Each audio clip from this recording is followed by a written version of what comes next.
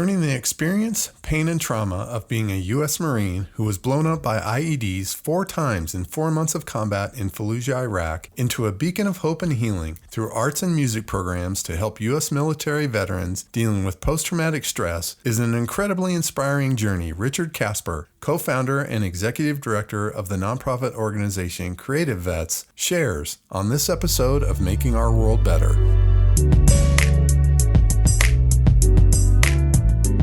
Welcome to the Making Our World Better podcast, where you will find motivation and encouragement through lively conversations with inspirational people who every day are making our world a better place. Now, here's your host, Jay Clark.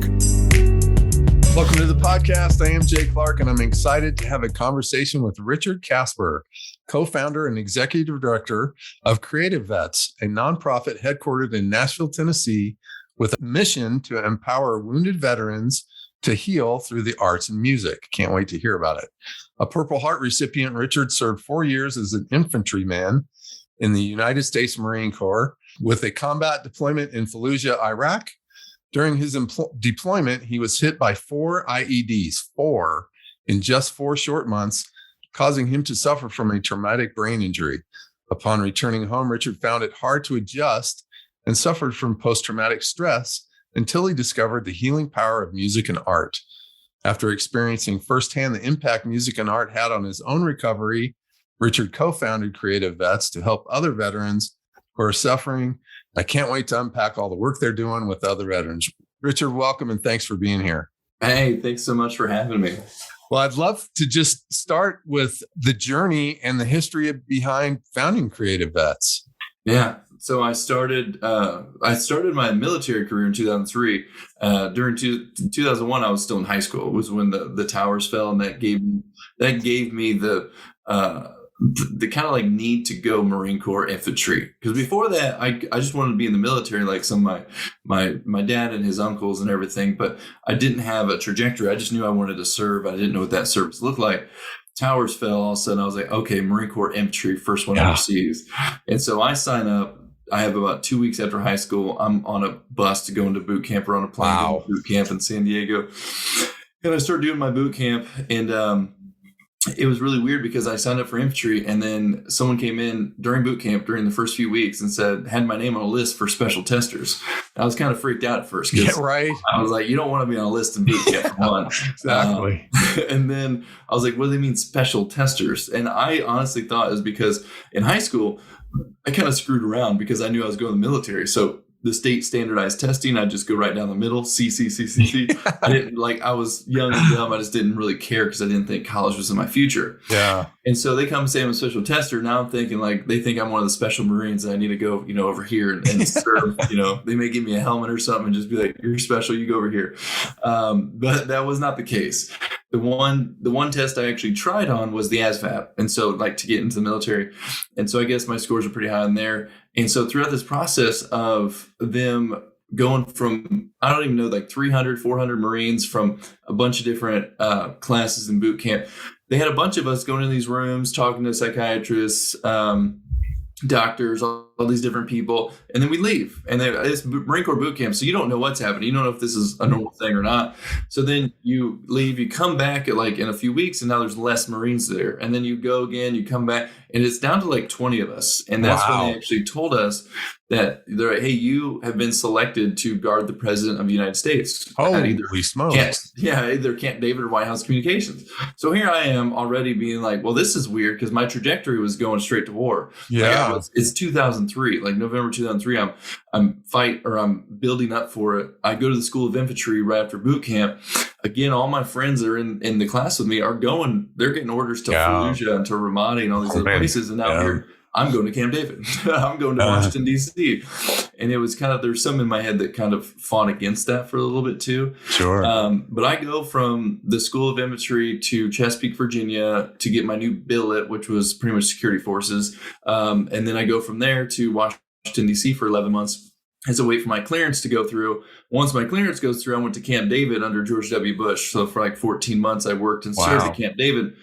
But while I was up there, I wasn't doing what I needed to do. My heart wasn't in it for that. I loved what I did, but I said, I need to go overseas. So the first opportunity arose, and I rose my hand and I was like, I'm out of here. And so I ended up in 29 Palms, California, that's where I flew off to Fallujah, Iraq. And so in 2006, 2007, I was in Fallujah. And within the first 4 months, my Humvee was blown up 4 separate times. And my buddy was shot and killed beside me. And so, I had a traumatic brain injury. I had obviously very bad survivor guilt. So transitioning at home was what I thought was impossible. And so I come home and I'm in a very, very dark and bad place.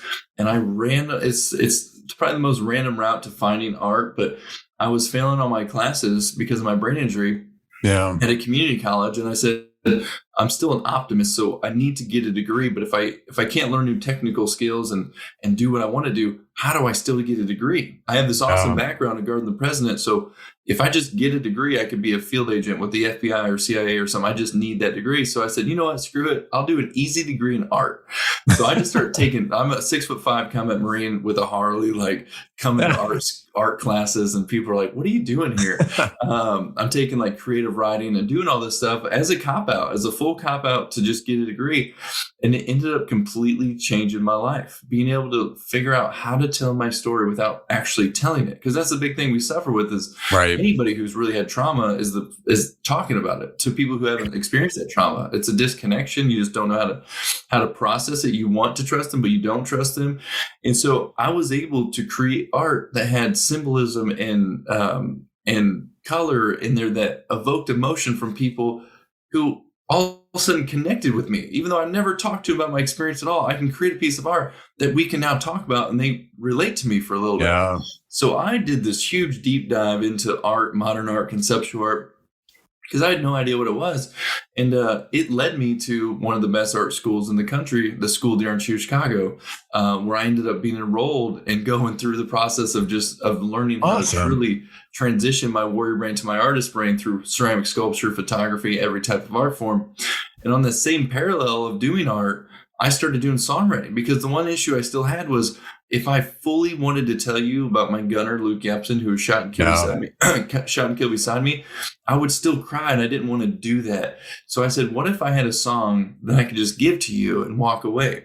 Because I needed you to know he lived, but I couldn't tell you that. So I started learning songwriting, and I started asking a friend to teach me a few chords on guitar.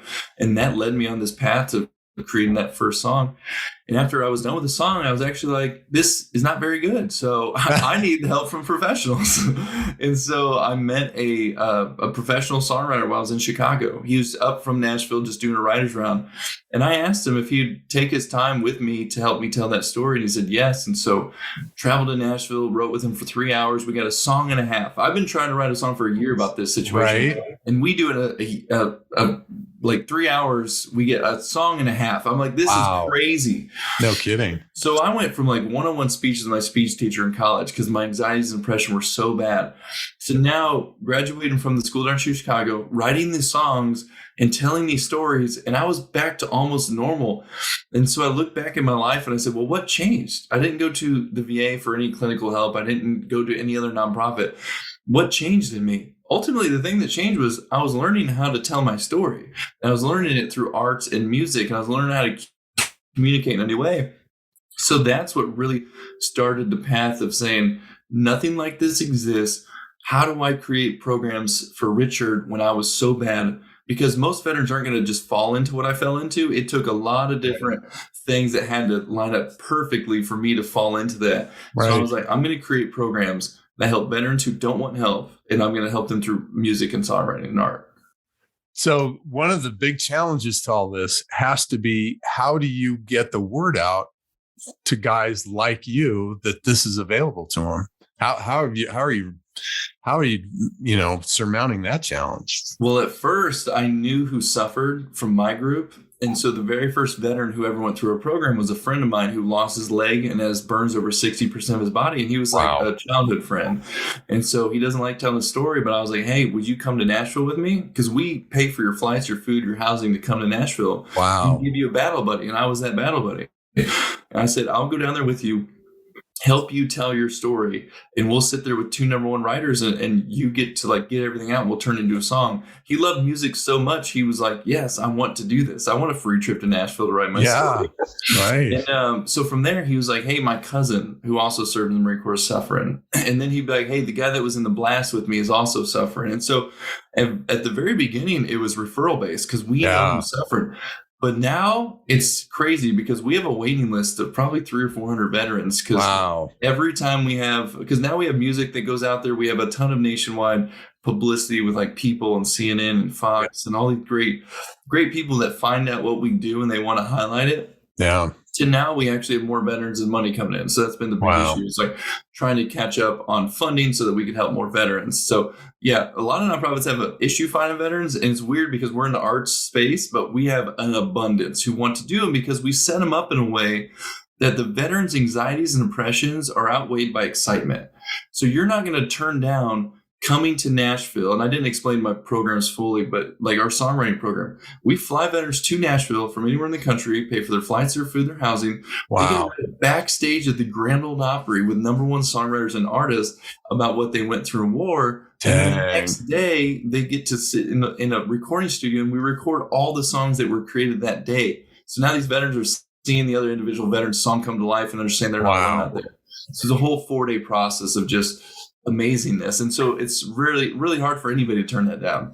No kidding. Well, and it had to be a little bit of, you went through it yourself and it's like, well, this really worked for me. But then once your friend went through it, it's kind of like proof of concept. Because I didn't think we're onto something here. I went through 4 years of art and music. So honestly, I didn't think it was going to work as well as it did. I just said, I need to create something. Can it be as little as one songwriting session that could change someone's life? And it absolutely can. Like we built programs off of that one so that we make sure. But we've had like a 3-hour writing session. They're here for 4 days. The old program was 3 days because it was just me running it. Now it's 4 days. But I tell you what, I mean, legitimately life-saving program, because when you don't have the words to express what you're going through or what it's like for some veterans, they had to take a child's life because of the situation they were put into, or they had to watch their friend die. There's ways that they just cannot communicate, and they'll take it to the grave. And that's ultimately what ends up making them trigger and end up killing themselves. But when you have that release saying it's okay to do it, and not only that, but being excited to talk about it. You have veterans who go in these rooms and say, I can't tell my wife this, but this happened to me. We write that song, and then 4 hours later, the first person they text the song to is their wife.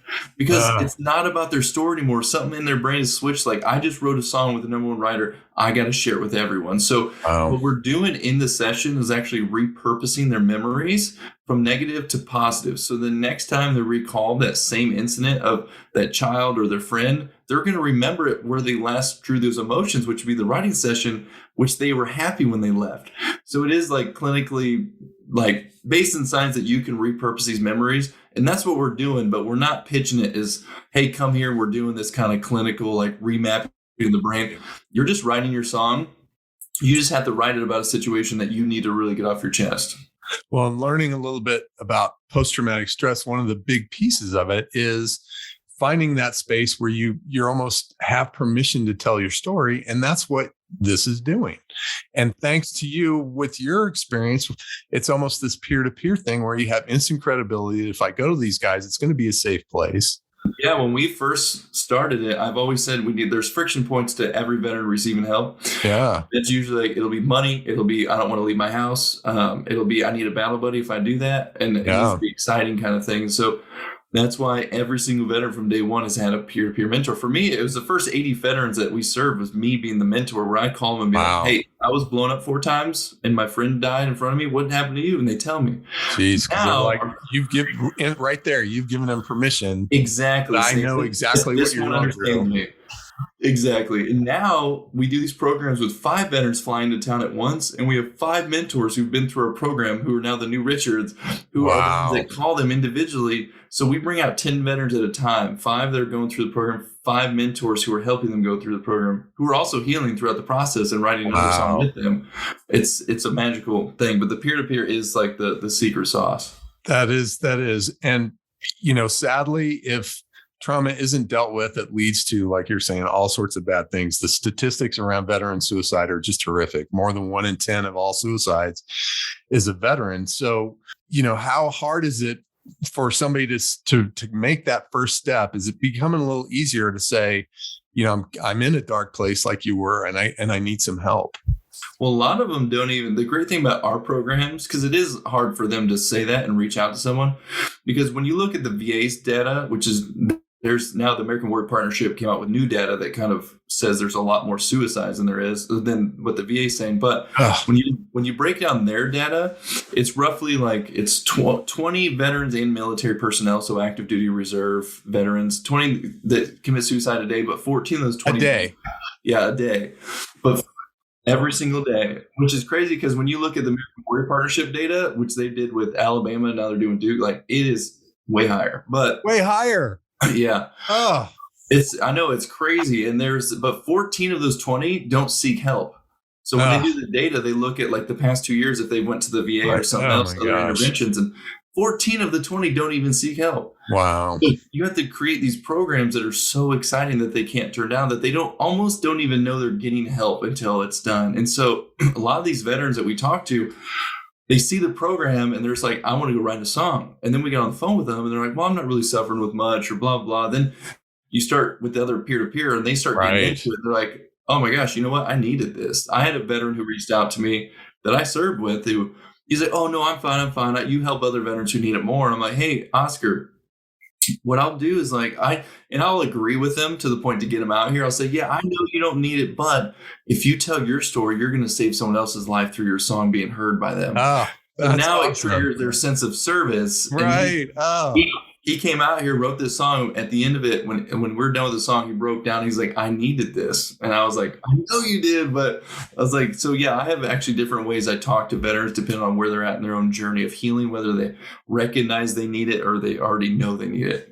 Well, that's awesome, because I've heard that that's a big thing too, is that especially in the military is, somebody's got it worse than me. Go help somebody else because they got it worse than me. I have a double leg amputee who keeps saying that. Like, I can't go, like other people need it more. How about that? Amazing. But that's a great story that once you get them going and you create that space that they can help themselves almost. Yeah. Fantastic. Well, when you started this and wrote your first song and everything, did you ever envision that you would reach this point to where you are now, where you're running these big programs? I mean, it's a pretty remarkable transformation. What are some lessons learned along the way here? Every time I look back, like I actually had these big dreams when we first started. I remember telling our board, I would love for music to be on veteran created music to be on the radio or be heard by people. And so the veterans get royalties for their song to know that it's meaningful and other people heal from them. I love to have like a 24-hour art center. I started talking about all these big dreams I had.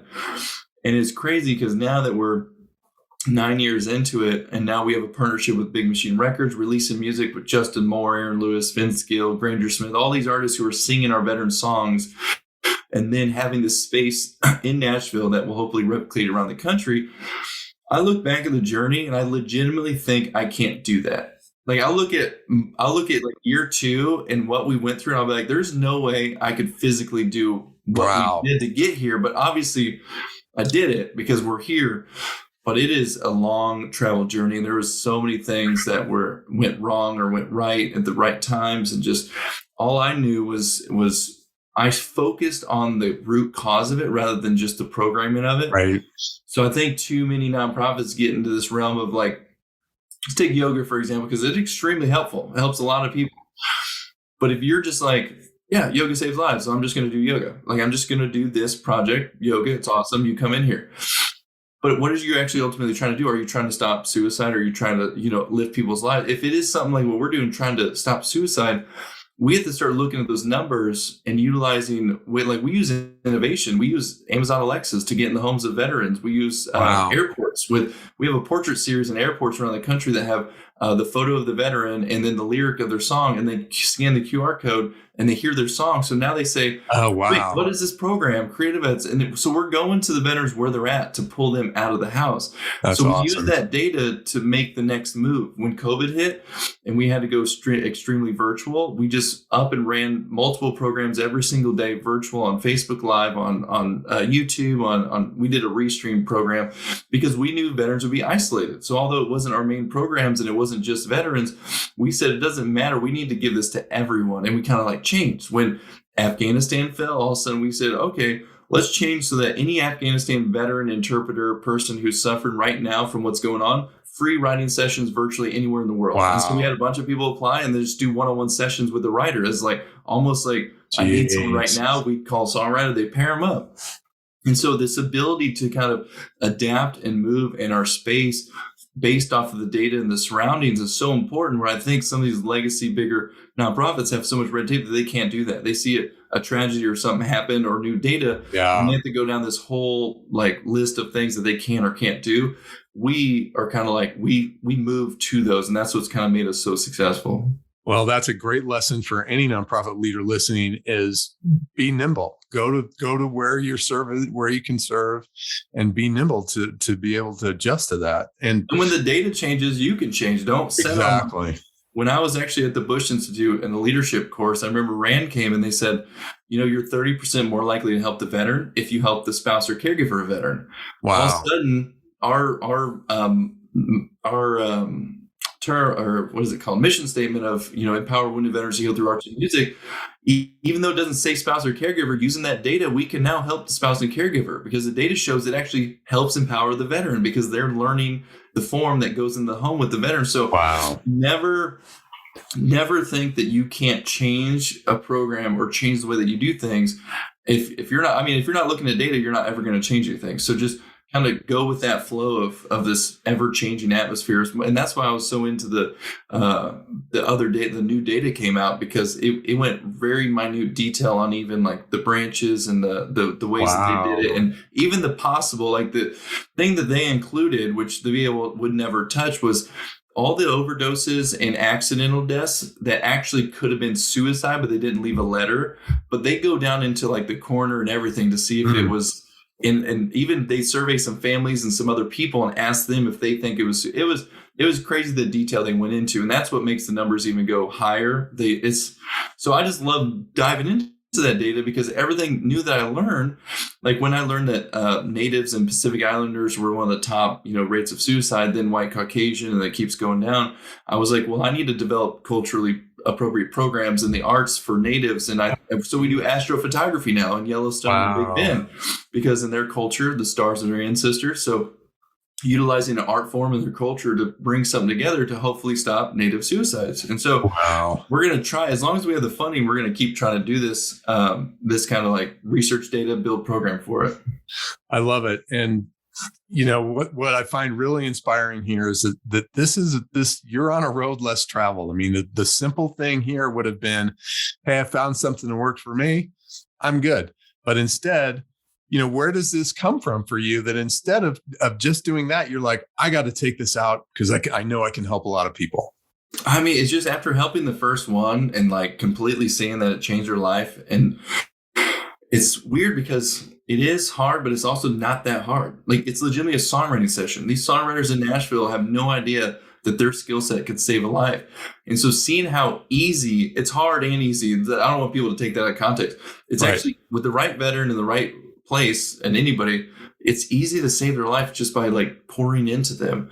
And so now when you see like the bigger picture of, it's not this type of person who's suffering, and how do we duplicate that? If I was able to take my 4-year experience of healing and then turn a 4-day program into that same power of healing, can I turn it into even smaller? It's almost like writing a song. You take your the biggest story you can, and you turn it into 3 minutes and 30 seconds, and you try to like get it to say everything you want. Yeah. I think to me, it's about that challenge of how do we reach the most veterans, but be the most impactful by it. Our nonprofit has always been, we would rather spend $10,000 on one veteran than to spend $10,000 on 1,000 veterans. Because again, it's about the impact that you have on that one individual to make sure that they have every single tool to heal.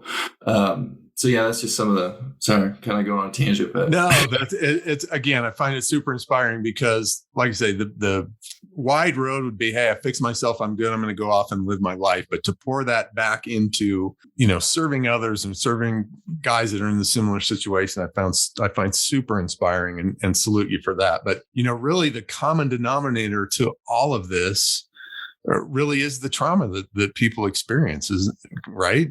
It is. And the crazy thing is that I think the way we treat them, one veteran, we had 3 veterans that went through the same exact blast. And like different injury, a corpsman, a guy who's in the gun and a guy who's in the truck. They had different kind of physical injuries, but they're in the same exact blast. So you think like mentally they would serve them all kind of the same because they're all there together. When they came to Nashville, they wrote 3 completely different songs. Isn't that something? One was about feeling left behind, called Falling Through the Cracks. The other one was called Until It Feels Like Home, which meant he was just like, I walked through hell for so long, it felt like home. So that's why my family doesn't understand that. I'd rather, even though I lost my leg, I'd rather be over there. Right. Because it's where I felt comfortable. And the last one wrote a song called, it's probably a more popular song called They Call Me Doc, which is about, he just wanted every single medical personnel to feel wanted and needed and that their service is worth it too, since they're not looked at as highly as like infantrymen. And he wrote a song to them. And like all 3 of those healed them in those moments. But if you would have went to a doctor and they said, here's what I went through, here's my issues, they're not getting to the core root of like why you're truly suffering. They're just like, here's how to heal it because we've helped other people with the same injury. Yeah. So that's such a great example that it really is a person by person individual thing, which is why the peer-to-peer, being able to open up with somebody in a similar situation is so important. But what really gives you hope and keeps you excited about the work you're doing? I would say just all the people who are so invested and interested, even in my story, kind of like this, talking on a podcast. Because even though the veteran military era, like we're less and less people are going to war, but I feel like the trauma, if we could truly heal this trauma throughout this process with veterans and music and arts, we could heal anybody with it. So my hope is that once we dwindle away the veteran list that we have and we branch out to other subsections of just trauma, that one day we're going to get to, we're actually trying to do this now, prescribe music to people. So like if you went to a psychiatrist and told them about your issues, they can actually give you a song written by someone exactly the same kind of issue. So now instead of not wanting to talk about to someone without that trauma, you use that song as the person with trauma and you're able to open up more. So we're going down this path and I'm just so hopeful for it because you've never heard one person say they don't like music. Plenty of people, like we have art programming and we have plenty of people who say I don't like art, but never heard one person say they don't like music. So like just knowing that it's something that's so universal and that it could work globally and having this kind of this backing of just the people who have been lifting us up and all those networks that are telling our stories and our veteran stories is just, it keeps driving the hope because every time you feel like, am I doing enough? Is it all right? Something else comes up and someone wants to highlight your story and tell it. And now, again, it's important and that it's still in the news and people still need this. No doubt. Well, I would defy anybody to listen to the song. You can find it that They Call Me Doc and not weep openly like I did. But it's stunning. So just to change gears here a little bit as I wind down to respect your time, is tell me something that you will read, listen to, or watch today. Well, actually, I already went through this whole leadership course at the Entrepreneur Society called The Catalyst that I'm surprised I was able to talk as well as I did because I took in so much amazing information, even though it was like they're starting from the beginning of building a business plan and we're 9 years in. They gave me so much good reading from this. I wish I could remember his name right now, but with my brain injury and it's so fresh, but he's actually teaches the entrepreneurship course at Vanderbilt University, highly regarded. So I'm going to be diving into that. And I wish I could tell you what it was, but it's a lot of awesome learning. Exciting. Well, is there somebody that you would point to that's really kind of been a role model for you in the work that you've been doing the last 9 years? The game changer, it's not one person. The game changer for us in Creativets and myself was actually the Bush Institute. They have a leadership program there that I got accepted to. It was a very small, we weren't anything at that time. I went from Marine to being injured to art school to a bouncer to executive director. I had no idea what I was doing. I had no business entrepreneur. I had an art degree. So for about 4 years as trying to run Creativets, it was like I would hear stuff from my board that I wouldn't feel like it was right, but they were the board members. I don't know any of this stuff. So having that institution, I had people like Mary Beth from Mission Continues, Michael Richardson from Wounded Warrior Project, Chuck Savola from Prudential, like, because they had people from other nonprofits. They had people, Anne Marie from Commit Foundation, founders. They had executive directors. They had finance people. They had businesses. And I was able to learn from all of them how to run an organization properly. And I had the confidence now to go to my board and say, hey, this isn't right. We're not allocating this right. Or this isn't the way that the market's moving, because here's the biggest nonprofit in the world saying this is how they do it. And so honestly, it wasn't one person, and all of them are my guides still. They're still daily. Lila, I was just talking to the other day, who runs a nonprofit for Afghan refugees, who I met there, who, like, the business acumen that they all have, and the knowledge and the peer mentorship, and even like the tough times when we're just having a hard time being an entrepreneur, we get to call on them. So I wish I could say one, but honestly, it's so many. That's fantastic. Well, this one, I always preface and say it's not a fair question, but I'll ask anyways. Do you have a favorite story that really kind of illustrates, the effectiveness and the power of your programs? Yeah, there's 1,000. No, there's thousands, I'm sure. No, it's so hard to talk about one. One is like that always gets me emotional is Eva, and it was just because, and it's just like why what we do is so important, because with the suicide rate, because she went through, I called her one day, said, hey, she spent all her time in the Army and like 20 years in the Army, had a really good conversation, flew out to Nashville, wrote her song, amazing song called Picture in the Frame, which you can also hear if you search Creativets on any streaming platform. You can hear her song. And then she went off and she started doing great things and just like, just staying active, nothing that was out of the ordinary to me, at least. And then all of a sudden she sends me a message and she said, hey, to say your program's life-changing is understatement. It's life-saving, because the day you called me was the day I was writing my suicide letter. Wow. And to me, I was like, I just told the story yesterday for another thing that's happening, and I legitimately just broke down and just bawling because I'm like, what happens if I would have waited a day, right, 2 days, or a week? And so to talk about the importance, that's just like one little incident. But then you have veterans who went through our 3-week art program at the school there in Chicago. And this is probably like one of the biggest success stories through art. Was he was hospitalized 3 different times before our program in padded rooms. Like, he legitimately go crazy when it was the number 3. It's so weird. 3 incidents in Iraq happened to him. One of them had 3 farmers in it. And so for some reason that 3 got just embedded in his head. And if he told me the story about his toaster, where he walked into his house and it looked like it was really close to the wall, and he measured it, it was 3 inches, and it triggered him just from being 3 inches. And he started doing these equations.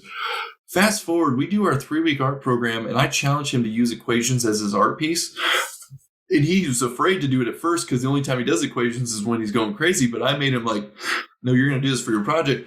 Anyways, it's incredible. He now shows his art at the Columbus Museum of Art, and he's represented by an art dealer in Columbus, and he teaches our veterans through our courses around the country. We fly him in to be a mentor, and he spoke at our 5-year anniversary, and it was like insane to see him going from being hospitalized at the VA to now teaching art at the VA. How cool is that he's paying it forward through the programs that helped him? Oh, exactly. Yeah, his big goal, he's like, I'm going to raise you $1 million through my art or through something. And he's like, I'm just going to, he's like running a tab. That's so awesome. Well, last one, if anybody wants to support, learn more, get the music, where can they find you? So they go to creativets.org and make sure you only use one V. So it's like you spell out creative and then add a TS at the end of it, .org. Instagram, we're most active on. Also our newsletter. So when you go on there, just sign up for a newsletter if you want to be really updated on the stuff. And then stream our music. It's completely free. We have over 41 songs released. Wow. All written by veterans, for veterans and their family. We have songs to the veteran's spouse, to their children, just war story songs, inspirational songs. There's songs for legitimately everyone who's either a veteran or knows a veteran. Because that's the easiest way to support, is just streaming that music, because royalties come back to us and the veteran for listening. So nice. One of the easiest ways you could do that that. Just stream it every morning. You start it, stream it, listen to the great music, and you learn something too. That's fabulous. Well, I'll put all that in the show notes. Richard, I'm terribly inspired by all the stuff you're doing. It's awesome. Keep up the great work, and congratulations on success, and cheers for more. I appreciate it. Thank you so much. Thanks for listening, and thanks to Richard for supplying a truckload of inspiration. This podcast was brought to you by JC Charity and Event Services. If you're interested in how I might be able to bolster your efforts or help your team achieve its goals, I'd love to have a conversation with you. You can find me at makingourworldbetter.com. To learn more about Creativets and how you can support its awesome work, visit creativets.org. That's CREATIVETS. Find them on Instagram or stream Creativets music on Apple Music or Spotify. Check the show notes for links, and if you enjoyed this podcast, we'd be grateful if you'd share it with a friend. Until next time, I hope you're inspired to find a way to make our world better.